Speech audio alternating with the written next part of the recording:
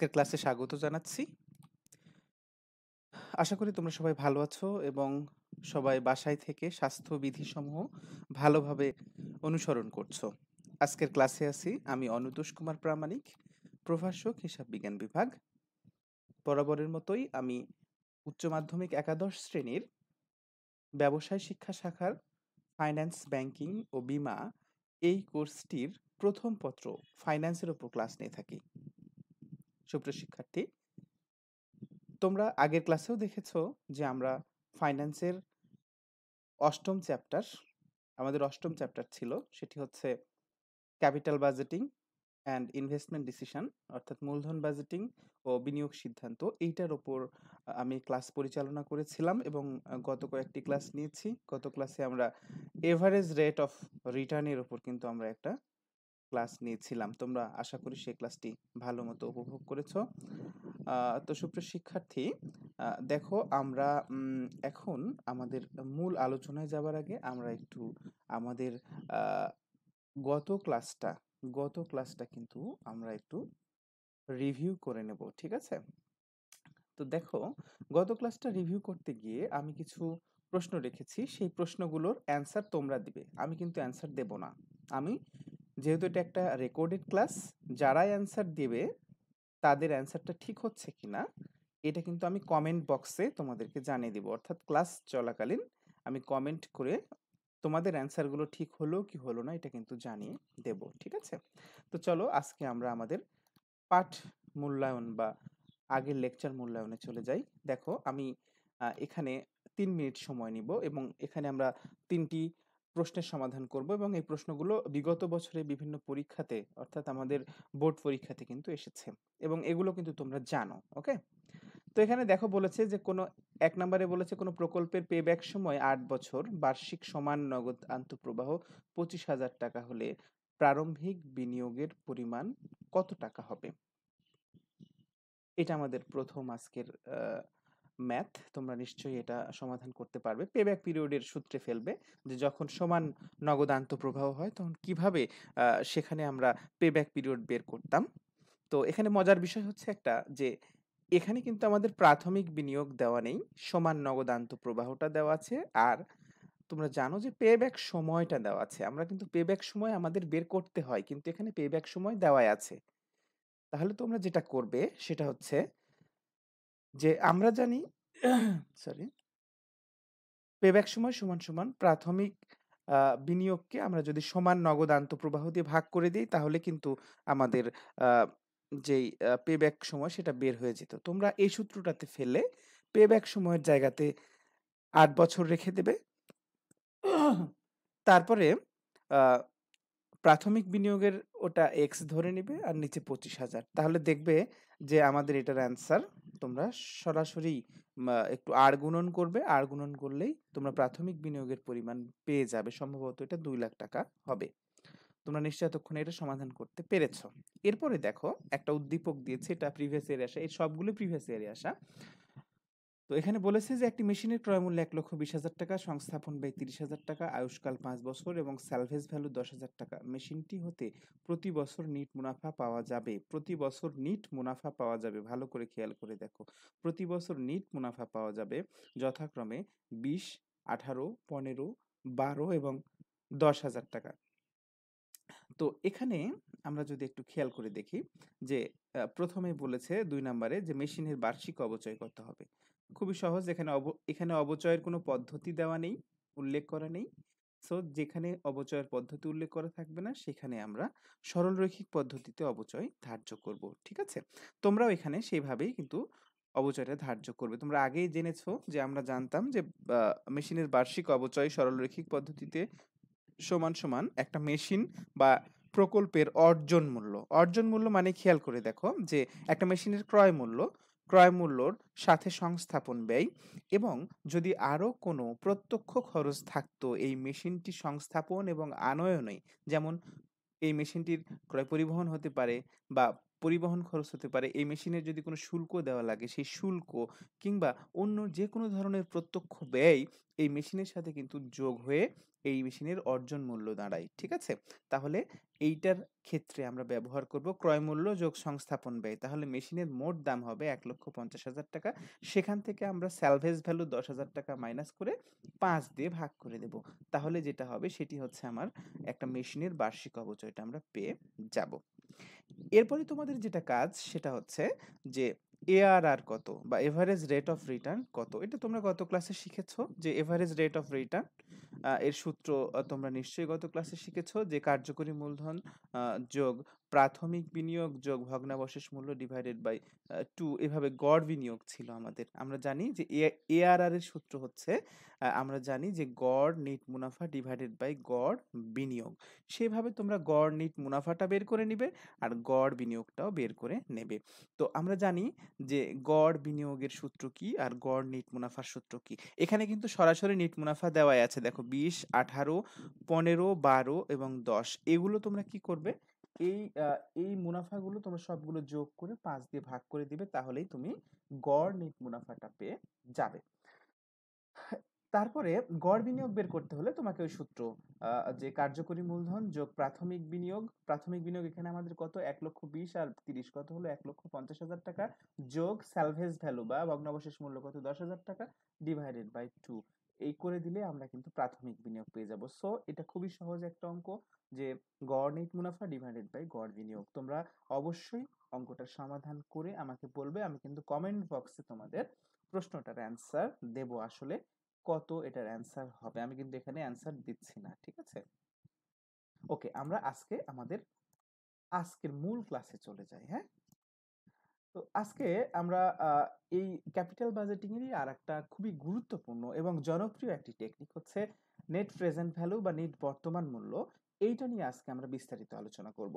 আজকের ক্লাসে তোমরা নেট বর্তমান মূল্য কি সেটি বলতে পারবে, নিট বর্তমান মূল্য সূত্রের সাহায্যে কিভাবে নির্ণয় করতে হয় সেটা তোমরা অবশ্যই মানে দুটো অঙ্ক সমাধান করে সেটা বুঝতে পারবে। তারপরে বলেছে কি যে নিট বর্তমান মূল্যের সুবিধা এবং যৌক্তিকতা, অর্থাৎ আমরা কেন নিট নিট প্রেজেন্ট ভ্যালু মেথডটা ইউজ করব, এটার যৌক্তিকতাটা কি, এটা তোমরা আলোচনা করতে পারবে আজকের ক্লাস থেকে। সো আমাদের অনেকগুলো আজকে শিক্ষণফল, তোমরা মূল ক্লাসটা ভালো মতো সম্পাদন করবে। সুপ্রিয় শিক্ষার্থী, তোমরা জানো ইতিমধ্যে জেনে গেছো যে তোমাদের অ্যাসাইনমেন্ট দেওয়া হয়েছে, সেই অ্যাসাইনমেন্টটা কিন্তু মূল্যায়নের ব্যবস্থা করা হয়েছে। সো তোমরা অবশ্যই ক্লাসগুলোর প্রতি ভালো মতো নজর দাও।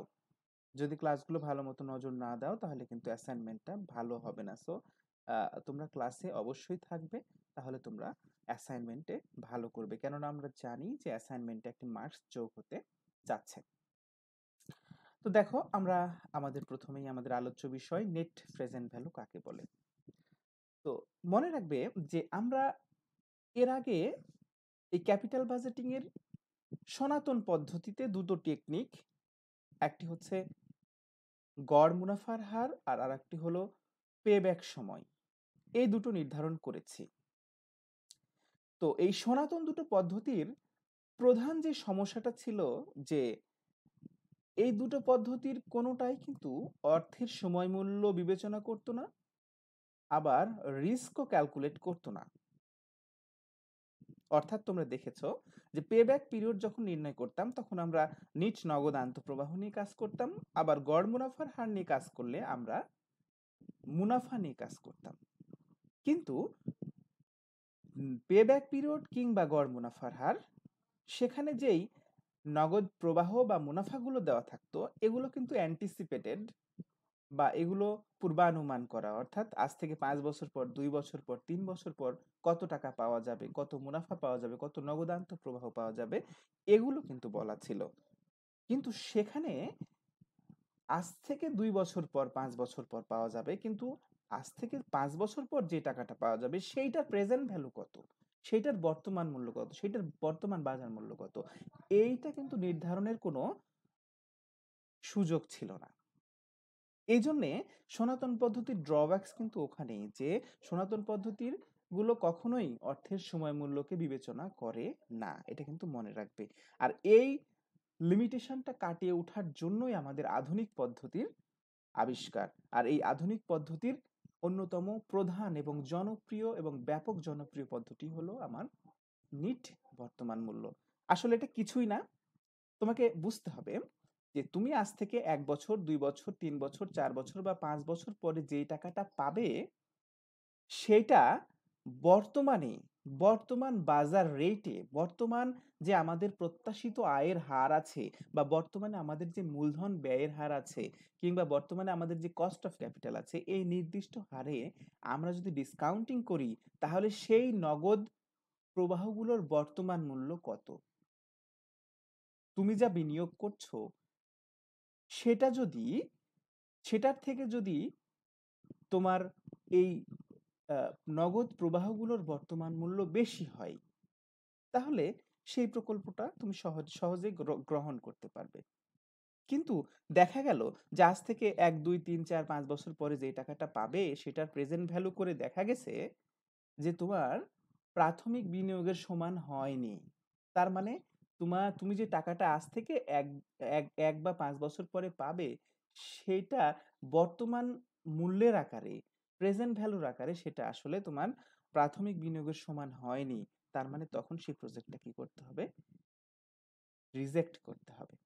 ঠিক আছে? সো মনে রাখবে যে বর্তমান মূল্য কিছুই নয়, যে ভবিষ্যতে যে নগদ প্রবাহগুলো হতো বা হবে সেগুলো আমরা একটা নির্দিষ্ট রেটে ডিসকাউন্টিং করে নিব। ডিসকাউন্টিং মানে কি? আমরা প্রেজেন্ট ভ্যালু বের করে নিব। করে নিয়ে সবগুলো বছরের নগদ প্রবাহগুলোকে যোগ করে যদি দেখি যে আমাদের প্রাথমিক বিনিয়োগের থেকে সেই বর্তমান মূল্যটা বেশি হয়েছে তাহলে প্রজেক্টটা নিব। আর যদি দেখি যে না, বর্তমান মূল্য যেটা বের হয়েছে সেটা প্রাথমিক বিনিয়োগের থেকে কম হয়েছে তাহলে সেই প্রজেক্টটা আমরা কি করে দেব? রিজেক্ট করে দেব। চলো আমরা একটু থিওরি দেখে নিই। আমি একটু আগে বলেছি যে নেট প্রেজেন্ট ভ্যালু হচ্ছে আমাদের একটি আধুনিক পদ্ধতি এবং এটা সবচেয়ে জনপ্রিয় এবং স্বীকৃত পদ্ধতি। মনে রাখবে এটা। যদি কোনো প্রজেক্ট মূল্যায়ন করতে বলে তোমাকে আর সেখানে যদি কোনো পদ্ধতির কথা উল্লেখ না থাকে তাহলে অবশ্যই আমাদেরকে নেট প্রেজেন্ট ভ্যালু মেথডেই সেই প্রজেক্টটা মূল্যায়ন করতে হবে সুপ্রিয় শিক্ষার্থী। এরপরে দেখো কি বলেছে যে নেট বর্তমান মূল্য ফার্মের নগদ প্রবাহ সমূহের একটা নির্দিষ্ট হারে বাট্টাকরণ করো। আমি একটু আগে বলেছি যে তুমি আগামী ১, ২, ৩, ৪ বা ৫ বছরে যে টাকাটা পাবে সেই টাকাটা তুমি যে রেটটা প্রত্যাশা করছো, প্রত্যাশিত আয়ের হার বা একটা সার্টেন একটা বাট্টার হার কিংবা একটা মূলধন ব্যয়ের হারে সেই নগদ প্রবাহগুলোর বাট্টাকরণ করতে হবে বা বর্তমান মূল্য নির্ধারণ করতে হবে। ঠিক আছে? এখন তুমি যে হারে এই নগদ প্রবাহগুলোকে বাট্টাকরণ করবে, এই হারকে বিভিন্ন নামে ডাকা হয়। আমি একটু আগে বলেছি, যেমন একে সাধারণ বাট্টার হার বলা হয়, একে প্রয়োজনীয় বা প্রত্যাশিত আয়ের হার বলা হয়, একে মূলধন ব্যয় বা সুযোগ ব্যয়ও বলা হয়ে থাকে, বা মূলধন ব্যয়ের হার বা সুযোগ ব্যয়ের হারও কিন্তু এটা বলা হয়ে থাকে। তার মানে বিষয়টা হলো এরকম যে নিট বর্তমান মূল্য ফার্মের যে নগদ প্রবাহ হবে সেটা একটা সুনির্দিষ্ট বাট্টার হার কিংবা প্রত্যাশিত আয়ের হার কিংবা মূলধন ব্যয়ের আলোকে সেই নগদ প্রবাহ সমূহকে বাট্টাকরণ করে বা বর্তমান মূল্য নির্ণয় করে। করার পরে কি হবে খেয়াল করো লাস্টে। আসলে নিট বর্তমান মূল্য হলো প্রকল্পের নগদ আন্তঃপ্রবাহ এর বর্তমান মূল্য এবং নগদ বহিঃপ্রবাহ বা প্রাথমিক বিনিয়োগের বর্তমান মূল্যের পার্থক্য। আসলে এখানে নগদ বহিঃপ্রবাহ বা বিনিয়োগ যেটা করবে সেটি তো তোমার অবশ্যই বর্তমান মূল্য। ওটা কিন্তু মানে একেবারে আসল জিনিস। কেননা তুমি একটি প্রকল্পে ১,৫০,০০০ টাকা বিনিয়োগ করতে চাও। তাহলে এইটার প্রেজেন্ট ভ্যালু কত? ওই ১,৫০,০০০ টাকাই। এখন তোমাকে নিট প্রেজেন্ট ভ্যালু বের করতে হলে দেখতে হবে যে আগামী ৫ বছর বা ২ বছর বা ৩ বছর যে টাকাগুলো তুমি পাবে বলে আশা করছো সেইটার প্রেজেন্ট ভ্যালু কত? সেইটার বর্তমান মূল্য কত? আর তুমি কত টাকা বিনিয়োগ করছো? যদি দেখো যে ওই প্রজেক্টের যেখানে তুমি বিনিয়োগ করছো সেগুলোর বর্তমান মূল্য, সেখান থেকে যে টাকাগুলো পাবে সেটার বর্তমান মূল্য তোমার প্রাথমিক বিনিয়োগের থেকে বেশি, তাহলে তুমি প্রজেক্টটা গ্রহণ করবে। আর যদি তোমার বর্তমান মূল্য, নগদ প্রবাহের বর্তমান মূল্যটা কম হয় তাহলে তুমি সেই প্রকল্পটা রিজেক্ট করে দেবে। তাহলে আমরা এই নেট প্রেজেন্ট ভ্যালুটাকে আমরা বলতে পারি যে আসলে এটা কিছুই নয়, এটা নগদ আন্তঃপ্রবাহের বর্তমান মূল্য থেকে নগদ বহিঃপ্রবাহ বা বিনিয়োগের বর্তমান মূল্যের পার্থক্যটাই হচ্ছে আমাদের নেট প্রেজেন্ট ভ্যালু। আসলে এটা এই দুটোর পার্থক্য। তাহলে আমরা বলতে পারি যে নেট প্রেজেন্ট ভ্যালু হচ্ছে, খেয়াল করে দেখো, যে নগদ আন্তঃপ্রবাহের বর্তমান মূল্য মাইনাস প্রাথমিক বিনিয়োগ। এখানে এই নগদ আন্তঃপ্রবাহের বর্তমান মূল্য বলতে যে তুমি প্রথম বছর, দ্বিতীয় বছর, তৃতীয় বা যতগুলো বছর থাকবে সবগুলো বছরের আন্তঃপ্রবাহগুলো যোগ করবা, যোগ করে সেখান থেকে প্রাথমিক বিনিয়োগটা মাইনাস করে দেবা। যদি তোমার পজিটিভ ফিগার আসে তাহলে প্রজেক্টটা নিবা, আর যদি নেগেটিভ ফিগার আসে তাহলে তোমার প্রজেক্টটা গ্রহণ করার দরকার নেই। ঠিক আছে? তো এই নিট বর্তমান মূল্য নির্ণয় করার ক্ষেত্রে দেখো এখানে আমি সূত্র দিয়েছি যে নগদ আন্তঃপ্রবাহের বর্তমান মূল্য থেকে প্রাথমিক বিনিয়োগটা কি করতে হবে, আমাদের মাইনাস করে দিতে হবে। তো এটা যেটা সূত্র সেটা তোমরা একটু খেয়াল করে দেখো যে এনপিভি সমান, এটা তোমরা সবাই জানো যে এনপিভি সমান এখানে বলেছে সামেশন, এটা তোমরা নিশ্চয়ই পড়তে পারো যে সামেশন, এটা টিটা নিচে টি ইকুয়ালস টু 1 টু এন, অর্থাৎ এখানে টাইম পিরিয়ড 1 থেকে এনতম বছর। এনতম বছর মানে কি, যত বছর তোমাদের অঙ্কে আছে, যদি 5 বছর থাকে তাহলে তোমার এখানে 1 2 3 4 5, অর্থাৎ সর্বনিম্ন 1 সর্বোচ্চ 5। তো এখানে 1 থেকে এনতম বছরের CF for cash flow, cash inflow, ঠিক আছে? সো এটা কি, সিএফটি মানে কি ক্যাশ ইনফ্লো, টি মানে কি ওভার দি টাইম মানে কি ওই সময়ে, অর্থাৎ প্রথম বছর, দ্বিতীয় বছর, তৃতীয় বছর, চতুর্থ বছরের যেই ক্যাশ ইনফ্লোটা আছে সেই ক্যাশ ইনফ্লো গুলো এখানে আসবে, ডিভাইডেড বাই 1 + কে এখানে কিন্তু রেট অফ ইন্টারেস্ট, তোমরা এখানে কে এর জায়গাতে আরো দেখিয়ে দিতে পারো। আর এন হচ্ছে তোমরা জানো যে প্রজেক্টের আয়ুষ্কাল বা মেয়াদ বা সময়কাল, মাইনাস সিএফ জিরো মানে এটা মনে রাখবে যে প্রাথমিক বিনিয়োগ, বা এটা তোমার হচ্ছে আহ, অর্থাৎ তুমি যেই বিনিয়োগটা পরিশোধ করতে চাও বা তোমার অ্যাকচুয়ালি কত টাকা লাগবে প্রাথমিক বিনিয়োগ করতে, সেটাকে আমরা সিএফ জিরো বলে থাকি, এটাকে ইনিশিয়াল ইনভেস্টমেন্ট বলা হয়ে থাকে। তো আমরা যদি summation CFT divided by 1 + K to the power n কে আমরা যদি ভেঙে দেই তাহলে যেটা পাই সেটা হচ্ছে বিভিন্ন বছরের ক্যাশ ফ্লোকে আমরা কি করব, এখানে এসে যোগ করব, ওদের বর্তমান মূল্যকে যোগ করব। যেমন যদি আমাদের প্রথম বছরের ক্যাশ ফ্লো থাকে তাহলে CF one divided by 1 + K to the power, দেখো এখানে 1। যদি আমাদের দ্বিতীয় বছর থাকে তাহলে CF two divided by 1 + K to the power 2। Okay? যদি এখানে তৃতীয় বছর থাকে তাহলে CF three divided by 1 + K to the power 3 plus dot dot dot plus CFN divided by 1 + K to the power N. আসলে এখানে এরকমটা বিষয়টা খেয়াল করে দেখো, সিএফটি আছে না, এটা অ্যাকচুয়ালি সিএফ এন হওয়ার কথা। ঠিক আছে, এটা কি হবে, CF n divided by 1 + K to the power n. অনেক সময় টি দিয়েও করে, আবার অনেক সময় এন দিয়েও এটা করে থাকে। ঠিক আছে, তো এখানে খেয়াল করে দেখো তাহলে যে প্রথম বছরের ক্যাশ ফ্লো হলে CF one divided by 1 + K to the power 1, দ্বিতীয় বছর হলে CF two divided by 1 + K to the power 2 plus CF three divided by 1 + K to the power 3 plus dot dot dot plus CFN বা এন তম বছরের 1 + কে to the power N minus তোমার প্রাথমিক বিনিয়োগ। ঠিক আছে, আমি আবারও বলছি, এই সূত্রে এখানে সিএফটি না দিয়ে এখানে এনও দেওয়া যায় কিন্তু, তাহলে CFN divided by 1 + K to the power N, এখানে 80 ফর ওভার দি টাইম মানে যতগুলো বছর থাকবে তোমার 1 2 3 4 5 6 7, এটা এখানে দিবে। আর ঠিক এখানে টি এর এখানে যা মান হবে এই এন এর এখানেও ঠিক ওই একই মান হবে। যদি এখানে সিএফ1 হয় তাহলে এখানে এন এর এখানে মান 1 হবে, 2 হলে এখানেও এন 2 হবে, 3 হলে এখানেও এন এর মান 3 হবে, যেটা তোমরা নিচের এই সূত্রের সাহায্যে দেখতে পাচ্ছ। যদি তোমরা এই সূত্রটা নাও লিখো তাহলে নিচের এই সূত্র দিয়েও কিন্তু আমরা অঙ্ক করতে পারবো। ঠিক আছে, যে এনপিভি সমান CF one divided by 1 + K to the power 1 যোগ CF two divided by 1 + K to the power 2 যোগ CF three divided by 1 + K to the power 3 plus যদি চতুর্থ বছর থাকতো তাহলে CF four divided by 1 + K to the power 4, যদি পঞ্চম বছর থাকতো তাহলে CF five divided by 1 + K to the power 5। যদি আর না থাকে এই সিএফ5 পর্যন্ত করে দিলে আমাদের অঙ্ক হয়ে গেল। মাইনাস কি, সিএফ জিরো, এইটা কিন্তু আমাদের মাইনাস করতেই হবে। তাহলে এখানে খেয়াল করে দেখো যে এখানে যে বিষয়টা, এই প্রত্যেকটা বছরের যতগুলো বছরের তোমার মেয়াদকাল আছে এই মেয়াদকালের এগুলো আমরা কি করছি, এখানে এখানে যেটা করছি সেটা হচ্ছে বর্তমান মূল্য নির্ণয় করছি। এই বর্তমান মূল্যর যোগফল থেকে তোমাকে কি করতে হবে, প্রাথমিক বিনিয়োগটা মাইনাস করতে হবে, কেননা সিএফ জিরো মানে কিন্তু আমাদের কি প্রাথমিক বিনিয়োগ।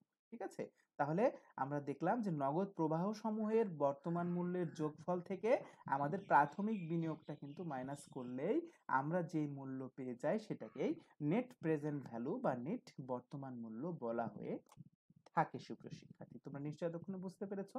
আমরা আমাদের পরের স্লাইডে চলে যাই। দেখো এরপরে নেট বর্তমান মূল্য পদ্ধতির সিদ্ধান্ত, অর্থাৎ নেট প্রেজেন্ট ভ্যালুতে কিভাবে সিদ্ধান্ত নিতে হয়।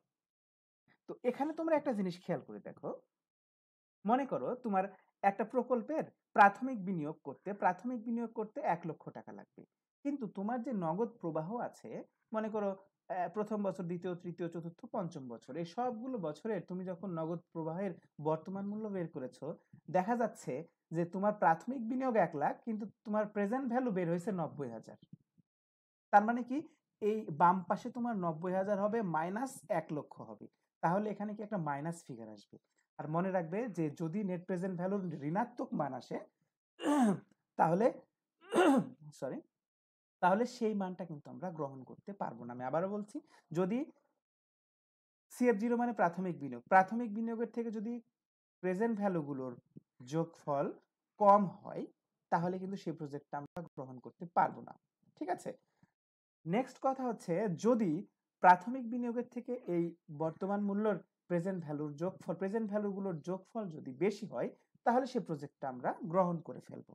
কিন্তু এখন প্রশ্ন, যে যদি মিউচুয়াল এক্সক্লুসিভ প্রজেক্ট হয়, বা মানে পরস্পর যে মনে করো যে বর্জনশীল যদি প্রজেক্ট হয়, তাহলে যে কাজটা হবে, তোমরা যদি দুটো প্রজেক্টের মানি নেট প্রেজেন্ট ভ্যালুতে বের করো, তাহলে দেখবে যে দুটো প্রজেক্টেরই যদি পজিটিভ মান আসে, আমি আবার বলছি, দুটো প্রজেক্টেরই যদি পজিটিভ মান আসে, তাহলে যে প্রজেক্টের পজিটিভ মান বেশি হবে সেই প্রজেক্টটা কিন্তু আমরা অপেক্ষাকৃত বেশি গ্রহণ করব। আর যেই প্রজেক্টের মানটা কম হবে, পজিটিভ মানটা কম হবে, সেই প্রজেক্টটা তখন আমরা বর্জন করে ফেলবো। দেখা গেল, মনে করো যে একটা প্রজেক্ট, তোমার বিনিয়োগ 1 লক্ষ টাকা হচ্ছে, বিনিয়োগ 1 লক্ষ টাকা, কিন্তু এই প্রেজেন্ট ভ্যালুগুলোর যোগফল হয়েছে, মনে করো যে 1,10,000 টাকা। তাহলে 1,10,000 থেকে 1 লক্ষ মাইনাস করলে কত হবে? 10,000 টাকা পজিটিভ। আবার দেখা গেল আর একটা প্রজেক্টের প্রেজেন্ট ভ্যালুগুলোর যোগফল হয়েছে, মনে করো 1,20,000 টাকা। সেখান থেকে 1 লক্ষ মাইনাস করলে কত হবে? 20,000 টাকা আমাদের পজিটিভ মান হবে।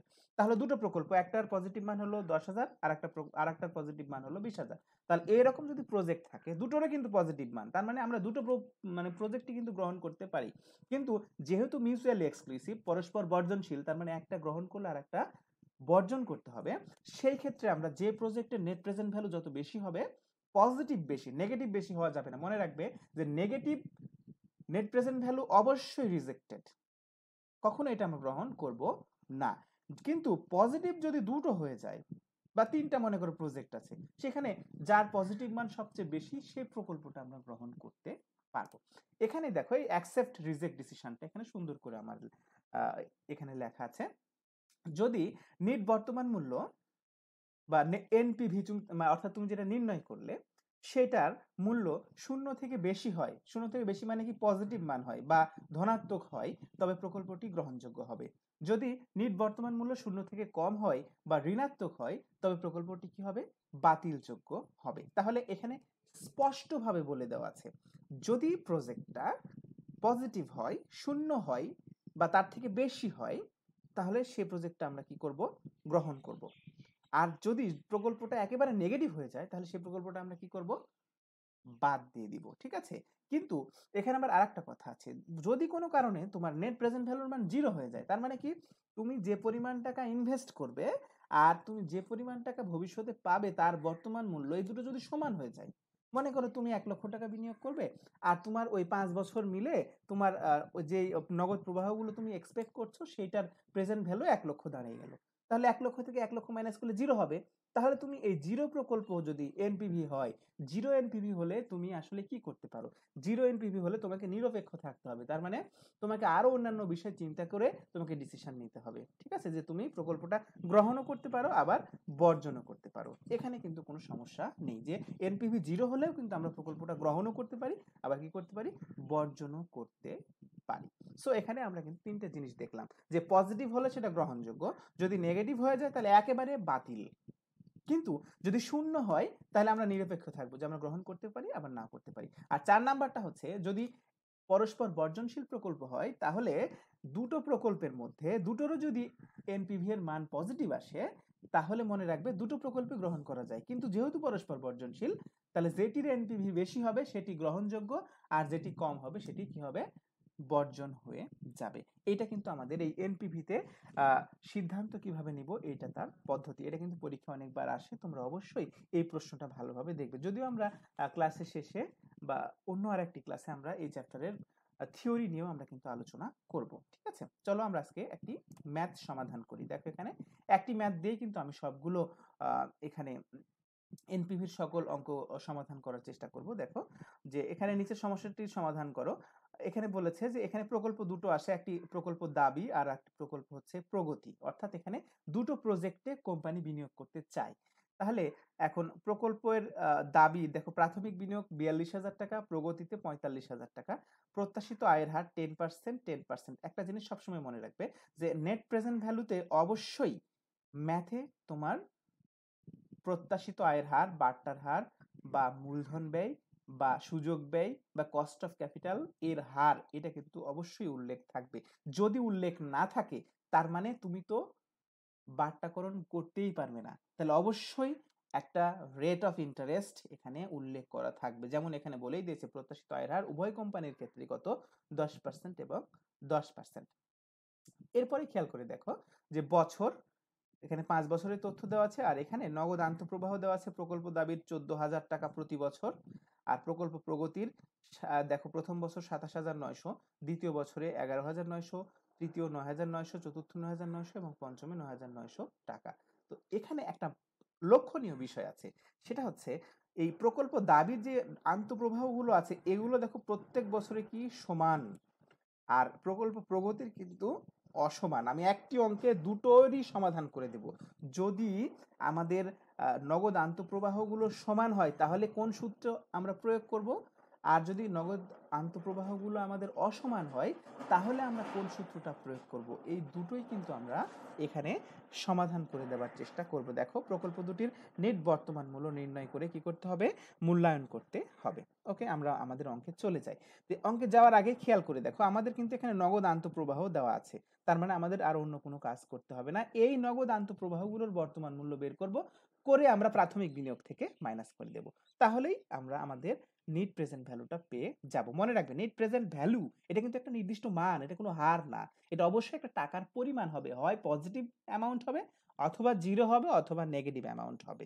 ঠিক আছে, তোকে আমরা আমাদের অঙ্ক সমাধানে যাই। দেখো আমরা আমরা প্রথমেই প্রকল্প দাবি এর ক্ষেত্রে অঙ্ক সমাধান করব। আমাদের অঙ্কে দেখো দেওয়াই আছে সিএফটি মানে প্রত্যেক বছরের দেখো আমাদের 14,000 টাকা করে দেওয়া আছে, তাহলে সিএফটি সমান সমান 14,000 টাকা। আর সিএফ জিরো মানে আমাদের প্রাথমিক বিনিয়োগ কত, এখানে প্রকল্প দাবি এর ক্ষেত্রে 42,000 টাকা, এখানে রেট অফ ইন্টারেস্ট 10%, আর এখানে নাম্বার অফ ইয়ার্স হচ্ছে কত, 5। এখন আমরা সূত্র যেটা দেখেছিলাম এনপিভি সমান CF1 divided by 1 plus K to the power 1, অর্থাৎ প্রথম বছরের এটা, দ্বিতীয় বছরে CF2 divided by 1 plus K to the power 2, তৃতীয় বছরে CF3 divided by 1 plus K to the power 3, চতুর্থ বছরে CF4 divided by 1 plus K to the power 4, পঞ্চম বছরে CF5 divided by 1 plus K to the power 5। তার মানে এখানে 5টি বছরের আমাদের, খেয়াল করে দেখো আমাদের অঙ্কে 5 বছরের নগদ আন্তঃপ্রবাহ দেওয়া আছে, আমরা সূত্রের এখানেও 5 বছরই আমরা পর্যন্ত করব। তারপরে মাইনাস CF0, CF0 ফর কি আমরা জানি যেটা প্রাথমিক বিনিয়োগ। ঠিক আছে, এখন খেয়াল করে দেখো CF1 মানে প্রথম বছরের ক্যাশ ফ্লো কত, আমাদের অঙ্কে দেখো এখানে দেওয়া আছে প্রথম বছরের ক্যাশ ফ্লো দাবির কত, 14,000, দ্বিতীয় 14, চতুর্থ, তৃতীয় সব বছরে 14,000। তাহলে আমরা 14,000 ডিভাইডেড বাই 1 প্লাস কে এর মান কত, 10%। 10% মানেই 10 ডিভাইডেড বাই 100, আর 10 কে 100 দিয়ে ভাগ করলে 0.10 হয়। তাহলে 1 প্লাস 0.10 এর উপর প্রথম বছর যেহেতু তাই এটার মান হচ্ছে 1, এন এর মান এখানে 1। দ্বিতীয় বছরে গিয়ে দেখো এই একই cash flow 14,000 divided by 1 plus K to the power 1 plus 0.10 এর উপর পাওয়ার কত, 2। তৃতীয় বছরেও আমাদের ক্যাশ ফ্লো 14, যদি আলাদা আলাদা বছরে ক্যাশ ফ্লো আলাদা হতো এখানে শুধু আমার ক্যাশ ফ্লো এর মানগুলো কিন্তু আলাদা হয়ে যেত। তারপরে কি আছে 1 প্লাস 0.10 এর উপর পাওয়ার 3, চতুর্থ বছরে এর উপর পাওয়ার 4, পঞ্চম বছরে এর উপর পাওয়ার 5। আর কিছু কোনো চেঞ্জ নেই কেননা প্রত্যেক বছরের ক্যাশ ফ্লো এখানে সমান। তাহলে মাইনাস CF0 মানে কি আমাদের ইনিশিয়াল ইনভেস্টমেন্ট কত, 42,000 টাকা, এটা আমি মাইনাস করে দেব।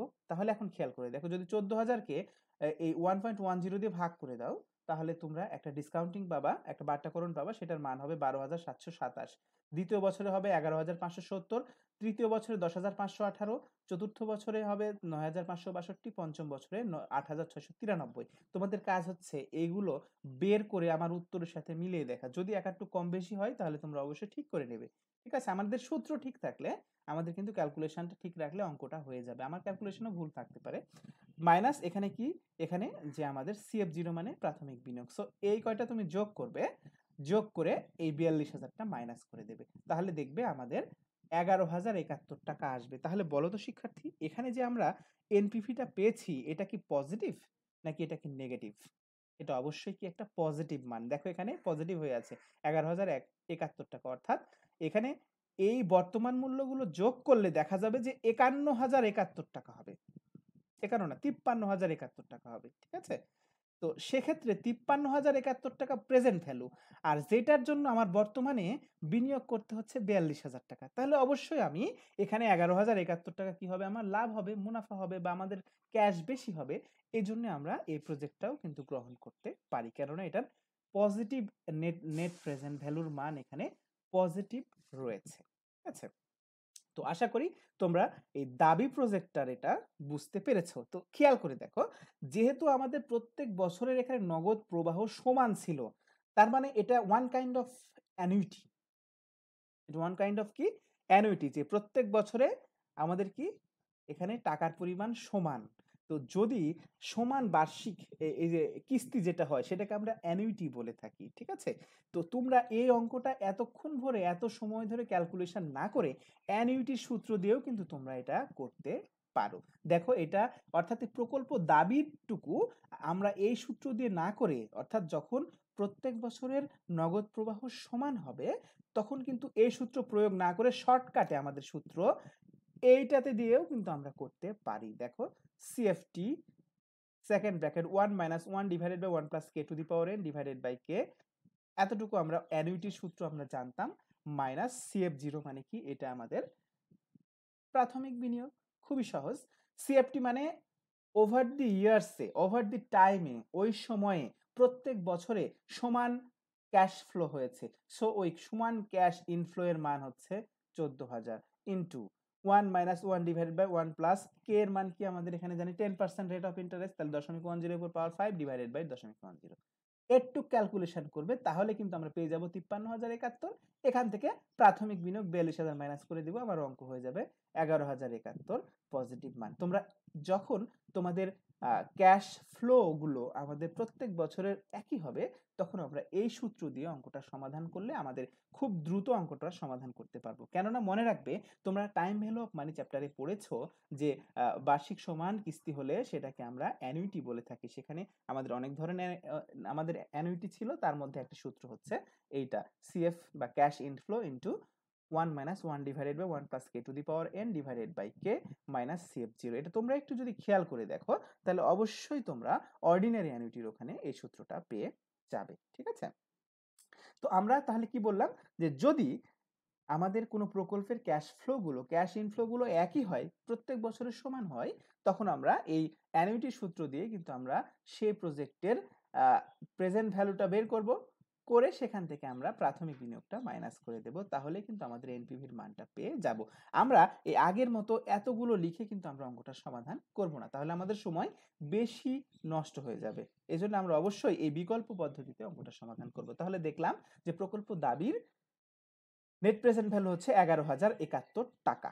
এখন আমরা প্রকল্প 2-এ যাই, সেখানে প্রকল্প প্রগতির ক্ষেত্রে তুমি একটু খেয়াল করে দেখো, যদি অঙ্কটা তোমাদের স্ন্যাপশট দেওয়া থাকে, স্ক্রিনশট দেওয়া থাকে, তাহলে অবশ্যই দেখতে পাবে যে প্রকল্প প্রগতির ক্ষেত্রে CF1 অর্থাৎ প্রথম বছরের ক্যাশ ইনফ্লো ছিল 27,900, CF2 দ্বিতীয় বছরে ছিল 11,900, তৃতীয় বছরে 9,900, চতুর্থ বছরে 9,900, পঞ্চম বছরে 9,900, আর আমাদের প্রাথমিক বিনিয়োগ ছিল কত, 45,000 টাকা। কার ক্ষেত্রে?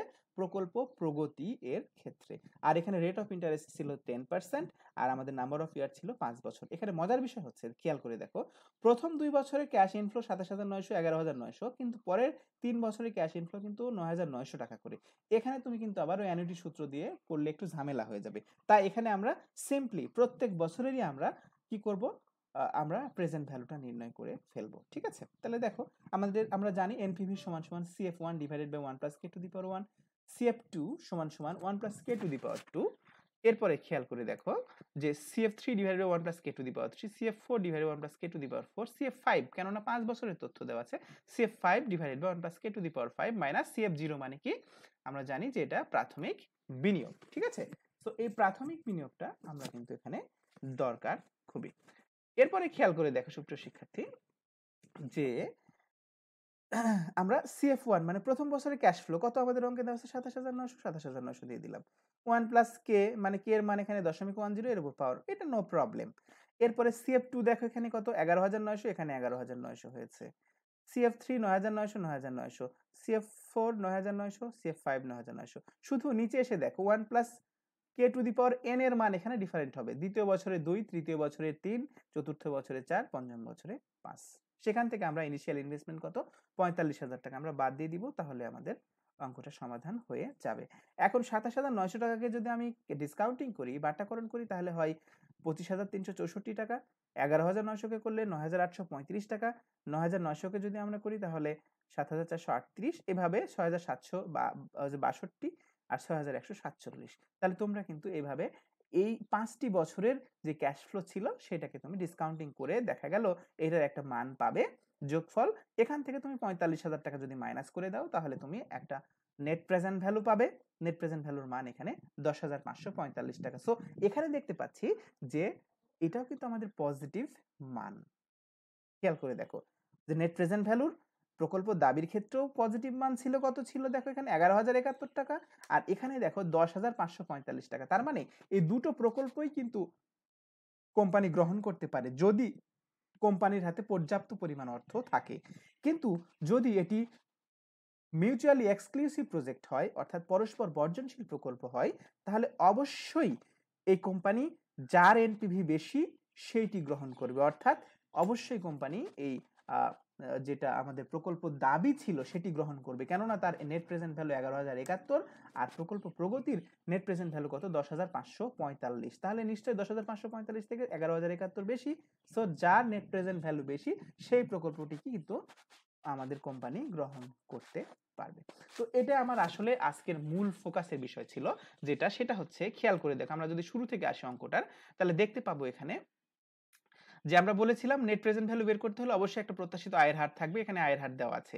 এরপর দেখো আর 2 নাম্বার যেটা জিনিস ছিল সেটা হচ্ছে যে দেখার মানে লক্ষণীয় বিষয় যে এখানে দুটো প্রকল্পের নগদ আন্তঃপ্রবাহ দুই রকম, একটা সমান আর একটা অসমান। যদি সমান নগদ আন্তঃপ্রবাহ হয় তাহলে আমরা অ্যানুইটির সূত্র ফেলবো, আর যদি অসমান আমাদের নগদ আন্তঃপ্রবাহ হয় তাহলে সেক্ষেত্রে আমরা যেটা আমাদের অর্ডিনারি সূত্র যেটা কি আমাদের CF1 divided by 1 plus K to the power 1, এইভাবে এই সূত্রের মাধ্যমে আমরা করে ফেলবো। তাহলে দেখো সুপ্রিয় শিক্ষার্থী তোমাদের পরীক্ষাতে কিন্তু দুই ধরনের, অর্থাৎ এই যে খেয়াল করে দেখো সমান নগদ আন্তঃপ্রবাহের অঙ্ক থাকবে, আবার তোমার অসমান নগদ আন্তঃপ্রবাহেরও থাকবে। তবে একটা সূত্র দিয়েও কিন্তু দুটো করা যায়, কিন্তু সেই ক্ষেত্রে কি হবে আমরা দেখলাম একটু আগে দেখলাম যে এইভাবে যদি তুমি অঙ্কটা সমাধান করো তুমি একই সূত্রের মাধ্যমেই করলে কিন্তু দেখা যাবে যে এগুলো কি তোমার হচ্ছে সময় বেশি লাগবে। কিন্তু যদি তুমি এখানে অর্ডিনারি অ্যানুইটি সূত্র দ্বারা করো, এই সূত্র দ্বারা করলে তুমি খুব সহজে খুব দ্রুত অঙ্কটার সমাধান করতে পারবে। কিন্তু যখন নগদ প্রবাহটা অসমান হবে অর্থাৎ এরকম হবে তখন আমাদেরকে অবশ্যই এই সূত্রের সাহায্যে অঙ্কটার সমাধান করতে হবে। তো এইটা আমার 2 নাম্বার ফোকাসের বিষয় ছিল। আর 3 নাম্বার যে ফোকাসের বিষয় সেটি হচ্ছে যে আমি বলেছি আগেই যে এখানে দুটো প্রকল্পেরই কিন্তু নেট প্রেজেন্ট ভ্যালু সমান। যদি দুটো প্রকল্পেরই নেট প্রেজেন্ট ভ্যালু সমান হয় এবং প্রকল্প দুটি যদি মিউচুয়ালি এক্সক্লুসিভ হয়, আমি আবারও বলছি যে এখানে দুটো প্রকল্পই কিন্তু কোম্পানি গ্রহণ করতে পারে যদি কোম্পানির হাতে পর্যাপ্ত পরিমাণ অর্থ থাকে। কিন্তু যদি এটা মিউচুয়ালি এক্সক্লুসিভ প্রজেক্ট হয় তাহলে যার নেট প্রেজেন্ট ভ্যালু বেশি হবে সেটা গ্রহণযোগ্য, আর যেটা কম সেটা রিজেক্টেড হয়ে যাবে। তো এটাই আমাদের আজকের আলোচ্য বিষয় ছিল, তোমরা নিশ্চয়ই বুঝতে পেরেছো। এখন আমরা এই চ্যাপ্টারের কিছু থিওরি নিয়ে একটু কথাবার্তা বলি। দেখো যে নেট বর্তমান মূল্য পদ্ধতির সুবিধা কি। একটু আগে প্রথমে আমি আলোচনা করেছিলাম যে নেট প্রেজেন্ট ভ্যালুর আসার মূল কারণই হচ্ছে কিন্তু আমাদের সনাতন পদ্ধতি যেটা ছিল পেব্যাক পিরিয়ড আর কি আমাদের যে গড় মুনাফার হার, এই দুটোর যে লিমিটেশন সীমাবদ্ধতা ছিল সেটাকে কাটিয়ে ওঠার জন্য কিন্তু নেট প্রেজেন্ট ভ্যালু মেথডের উদ্ভব। ঠিক আছে, তাহলে ওই দুটো সনাতন পদ্ধতি কখনোই অর্থের সময় মূল্য বিবেচনা করতো না, কিন্তু নেট প্রেজেন্ট ভ্যালু সেটা করেই। দেখো সুন্দর করে খেয়াল করে দেখো, এটি অর্থের সময় মূল্য বিবেচনা করে। তারপরে খেয়াল করো, এটি প্রকল্পের আয়ুষ্কালের সকল নগদ প্রবাহকে বিবেচনা করে। মনে রাখবে যে কখনো কখনো পেব্যাক পিরিয়ডে তোমরা দেখেছো যে সেখানে আমাদের যে ভগ্নাবশেষ মূল্য থাকতো একটা প্রকল্পের, সেটাকে কিন্তু কাউন্ট করা হতো না। বাট নেট প্রেজেন্ট ভ্যালুতে কিন্তু যত ধরনের ক্যাশ ফ্লো হবে, সব ক্যাশ ফ্লোকেই কিন্তু, ক্যাশ ইনফ্লোকেই কিন্তু এখানে বিবেচনা করা হয়। ইভেন আমাদের যদি আগের অঙ্কে যদি এখানে ভগ্নাবশেষ মূল্য থাকতো, সেই ভগ্নাবশেষ মূল্যরও কিন্তু আমার প্রেজেন্ট ভ্যালু বের করতে হতো, কিন্তু ছিল না, তাই আমরা করিনি। ঠিক আছে, তাই মনে রাখবে যে এই নেট প্রেজেন্ট ভ্যালু মেথডে যত ধরনের ক্যাশ ইনফ্লো হবে, সব ধরনের ক্যাশ ইনফ্লোকে আমরা বাট্টাকরণ করব একটা নির্দিষ্ট রেটে। তাই দেখো এখানে বলেছে যে এটি প্রকল্পের আয়ুষ্কালের সকল নগদ আন্তঃপ্রবাহকে বিবেচনা করে। তারপরে যেহেতু এটি অর্থের সময় মূল্য বিবেচনা করে, তাহলে এটি অবশ্যই ঝুঁকিও সমন্বয় করে ফেলে। তারপরে দেখো 4 নম্বরে আমি বলেছি যে প্রকল্পের সম্পত্তির ভগ্নাবশেষ মূল্যকে বিবেচনা করে, এটা আমি আগেই বলেছি। আর এটা মনে রাখবে যে এটি যুক্তিসঙ্গত, নির্ভরযোগ্য এবং পরস্পর বর্জনশীল প্রকল্পের জন্য খুবই সহায়ক। মনে রাখবা, যখন ডিসিশন নিতে হবে আর কোনো পদ্ধতির কথা উল্লেখ থাকবে না, তখন অবশ্যই সেই প্রকল্পের ডিসিশন আমরা নেট প্রেজেন্ট ভ্যালুতে নিব। আমরা কখনোই অন্য যে আরগুলো পদ্ধতিগুলো রয়েছে, এআরআর বা পিবিপি, ওগুলোতে কিন্তু আমরা সিদ্ধান্ত নিতে পারবো না। তাহলে অবশ্যই নেট প্রেজেন্ট ভ্যালু সবচেয়ে জনপ্রিয়, সবচেয়ে স্বীকৃত, সবচেয়ে যুক্তিসঙ্গত, নির্ভরযোগ্য এবং পরস্পর বর্জনশীল প্রকল্পের জন্য এটা সবচেয়ে বেশি উপযোগী। এগুলোই আমাদের নেট প্রেজেন্ট ভ্যালুর সুবিধা। তো এরপরে সুপ্রিয় শিক্ষার্থী, দেখো আমরা আমাদের আর একটি প্রশ্ন আছে, সেটা হচ্ছে নেট বর্তমান মূল্য কেন যৌক্তিক? কেন এটাই হতে হবে? এটা হওয়ার বেশ কিছু কারণ আছে, খেয়াল করে দেখো। নাম্বার 1 হচ্ছে যে এটা বেশি কার্যকর, যৌক্তিক, বাস্তবসম্মত। এটা আমি আগেই বলেছি, এখানে কোনো ফ্যাক্ট না, ফ্যাক্ট হচ্ছে লাল জায়গাতে। খেয়াল করে দেখো যে নেট বর্তমান মূল্য শূন্য হওয়া মানে প্রকল্পের নগদ আন্তঃপ্রবাহ দিয়ে প্রকল্পের বিনিয়োগকৃত মূলধন এবং ওই মূলধনের ব্যয় সহজেই পরিশোধ করা যাবে। তার মানে বিষয়টা খেয়াল করে দেখো, যদি কোনো কারণে এনপিভির মান 0 হয়, তার মানে বুঝতে হবে তুমি যে পরিমাণ টাকা বিনিয়োগ করছো, সে পরিমাণ টাকা তোমার ইজিলি উঠে আসবে। 2 নম্বরে যেটা কথা, সেটা হচ্ছে যে যদি একটি প্রকল্পের ধনাত্মক নেট প্রেজেন্ট ভ্যালু থাকে, তবে ওই প্রকল্পে অতিরিক্ত নগদ প্রবাহের সৃষ্টি করবে, যা ফার্মের বাজার মূল্যকে বৃদ্ধি করবে এবং এতে শেয়ার হোল্ডারদের অবস্থারও উন্নতি হবে। এইটাই হচ্ছে আসলে অ্যাকচুয়ালি কারণ net present value method choose করার, পছন্দ করার কারণই কিন্তু এই নিচের দুটো, যে শূন্য হওয়া মানে, নেট প্রেজেন্ট ভ্যালু শূন্য হওয়া মানে যে যা বিনিয়োগ করবে সে বিনিয়োগকৃত অর্থ সে ইজিলি পরিশোধ, মানে তার টাকা উঠে আসবে। আর সে শূন্য থেকে বেশি হওয়া মানেই সে যা বিনিয়োগ করবে তার থেকে দিন দিন আরো টাকা বেশি আসবে, ফলে প্রতিষ্ঠানের ভ্যালু বাড়বে, বাজার মূল্য বাড়বে, প্রতিষ্ঠানের রিস্ক মিনিমাইজ হবে এবং এর ফলে শেয়ার হোল্ডারদের অবস্থারও উন্নতি হবে। আর এই কারণেই কিন্তু নেট প্রেজেন্ট ভ্যালু মেথডটা আমরা বেশি ব্যবহার করে থাকি। ঠিক আছে, তো যেটাই আসলে নেট প্রেজেন্ট ভ্যালুর সুবিধা, সেটাই কিন্তু এটা চয়েস করার যৌক্তিকতাও বটে। তোমরা একটু ভালোভাবে কৌশলী হয়ে খেয়াল করো, তাহলে অবশ্যই এটা তোমরা বিষয়টা বুঝতে পারবে। তাহলে দেখো আজকে আমরা কিন্তু নেট প্রেজেন্ট ভ্যালু কাকে বলে, নেট প্রেজেন্ট ভ্যালুর অ্যাকসেপ্ট রিজেক্ট ডিসিশনটা পড়েছি। তারপরে নেট প্রেজেন্ট ভ্যালুর যেই সূত্র, সমান হলে কোন সূত্র, নগদ প্রবাহ সমান হলে কোন সূত্র ফেলবো আমরা, অর্ডিনারি অ্যানুইটিতে ফেলবো, আর যদি অসমান হয় তাহলে আমরা একটা সূত্র রয়েছে সেই সূত্রের মাধ্যমে করব। তারপরে আমরা দেখেছি, দুটো অঙ্ক দেখেছি, যে যদি আমাদের এনপিভির মান দুটোরই পজিটিভ হয়, সেক্ষেত্রে যে যার মানটা বেশি পজিটিভ সেটা গ্রহণ করব, আর যেটা কম পজিটিভ সেটা আমরা রিজেক্ট করে দেব, যদি পরস্পর বর্জনশীল প্রকল্প হয়। এরপরে দেখো আমরা এটার সুবিধা, নেট প্রেজেন্ট ভ্যালুর সুবিধা এবং যৌক্তিকতা পড়লাম। এখন আমরা দেখো একটা হোমওয়ার্ক দিয়েছি তোমাদের জন্য, হোমওয়ার্কটা অবশ্যই তোমরা সমাধান করবে। এখানে দেখো বলেছে যে এখানে গড় আয়ের হার আছে, এটা না, এটা গত ক্লাসে ছিল আমাদের, তোমরা এটা নিশ্চয়ই করতে পেরেছো। অনেকেই তোমরা আমার কাছে জমা দিয়েছো।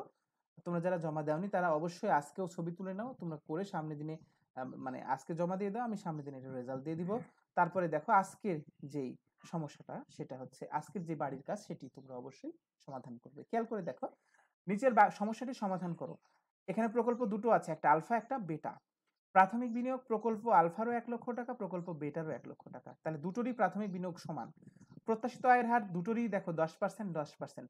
পে ব্যাক সময় দুটোরই 4 বছর 4 বছর। সবচেয়ে মজার বিষয় এখানে যে দুটো প্রকল্পেরই পে ব্যাক সময় 4 বছর। তার মানে কি, তোমার বুঝতে হবে যে এই পেব্যাক সময় দিয়েও তুমি ডিসিশন কোনো কোনো সময় নিতে পারবে না, তখন তোমাকে কি করতে হবে, নেট প্রেজেন্ট ভ্যালুতে এসে তোমার ডিসিশনটা নিতে হবে। এরপরে দেখো, সরি, হ্যাঁ, তাহলে খেয়াল করে দেখো যে প্রকল্প দুটির বর্তমান মূল্য নির্ণয় করতে হবে, এবং এখানে নগদ আন্তঃপ্রবাহগুলো খেয়াল করে দেখো যে এখানেও অসমান, এখানেও অসমান। সো অসমান নগদ আন্তঃপ্রবাহের সূত্র দিয়ে কিন্তু আমরা অঙ্কের সমাধান করতে পারবো। আগামী ক্লাসে আমরা এই নেট প্রেজেন্ট ভ্যালুর ওপরই অঙ্ক সমাধান করব। সেই ক্লাসে তোমাদের সবাইকে স্বাগত জানিয়ে সবাই ভালো থেকো, সুস্থ থেকো। তো সবাই স্বাস্থ্যবিধি মেনে চলো, এই আশাবাদ রেখে আমি আমার আজকের ক্লাসটি সেখানে শেষ করছি। অনেক অনেক ধন্যবাদ আমার সাথে থেকে ক্লাসটি উপভোগ করার জন্য। Thank you.